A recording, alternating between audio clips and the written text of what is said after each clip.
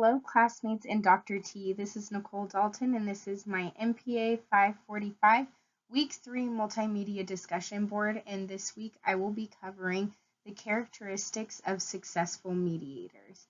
And with that, I will get started. A little housekeeping before I get started. All of the journals that I've noted are on the slide if you want to refer back to them. So the first author that I'm going to be covering is Landsberger, and that's noted in chapter 4 on page 77, and he covers the characteristics of mediators in labor disputes. And he covers 5 different characteristics in our textbook, and some of these characteristics are appropriate sense of humor and persistence and patience. And when I read this, I think of the mediator needing to be very emotionally mature and being able to switch between those different characteristics when it's appropriate based on whatever situation they're in the mediation.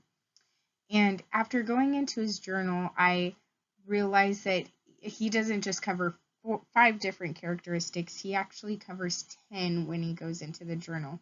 And one of the characteristics in the journal that stood out to me was that you need to be a vigorous salesman whenever the situation requires it. So again, being mindful of when it's appropriate to bring these different characteristics out in the appropriate timing.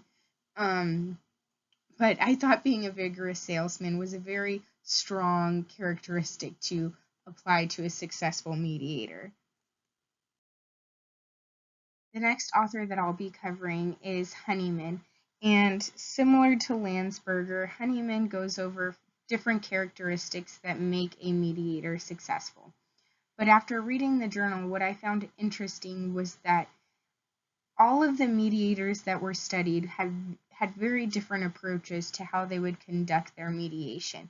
But the one thing that they did have was these 5 characteristics in common. So they would pull them in at different times. So for Honeyman's article, successful characteristics are investigation, empathy, persuasion, invention, and distraction. So ultimately what I got out of both of these articles is that they are trying to find the one best way of being the best mediator possible, but that isn't necessarily going to happen. Every person is different. So they're going to have different approaches on how they conduct their mediation, but when it gets down to it, as long as they share these characteristics and pull them out whichever way fits their personality best, they're going to be a successful, they have the potential to be a successful mediator, but there's not going to be the perfect mediator that is the one size fits all.